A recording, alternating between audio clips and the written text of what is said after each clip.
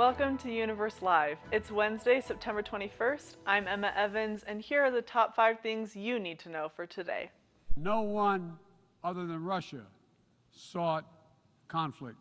President Joe Biden addressed the United Nations in New York this morning. He spoke about the United States supporting Ukraine and avoiding conflict with China. Provo police are looking for information on a burglary that occurred at a church on Tuesday. Damaged windows and property were found at the building on 1044 North Geneva Road. Provo police are also looking for a video of a crossing guard who was assaulted Friday morning. The incident happened around 4380 North Canyon Road. If you have information about the burglary or the crossing guard, you can contact non-emergency dispatch at 801-852-6210. The reason of the hope that is in me is a composite panorama of the countless bursts of light through an otherwise impenetrable earthly veil. The Young Men's General President of the Church of Jesus Christ encouraged students to recognize flashes of heavenly light in the devotional yesterday. Utah is ranked the 4th happiest state according to a study by WalletHub. The study uses research to find which environmental factors are linked to well-being. Hawaii takes the top spot, with Maryland coming in 2nd, Minnesota is 3rd, Utah is 4th, and New Jersey comes 5th.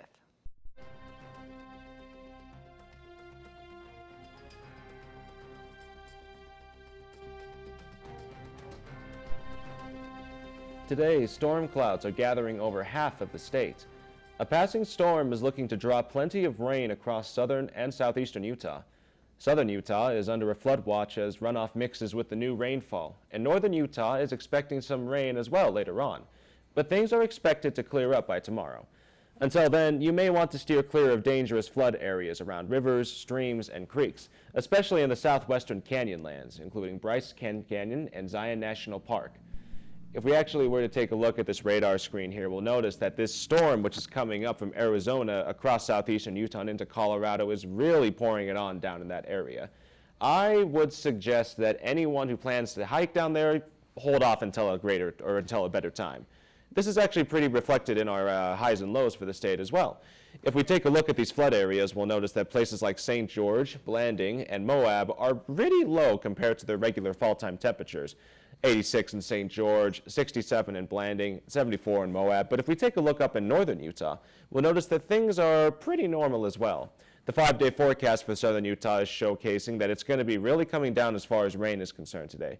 But we're going to be smoothing into a rather clearer week for the remainder of this week, with highs in the upper 80s and lower 90s. The same can be partially said about northern Utah as well, with a high of 81 and a low of 57 today, smoothing into a much more clear and sunny week for the rest of the week as well. It's looking pretty good right now, so be certain just to pack your raincoat for today, but be prepared for more short sleeve weather for the rest of this week. Thanks for joining us today for Universe Live. Have a great day.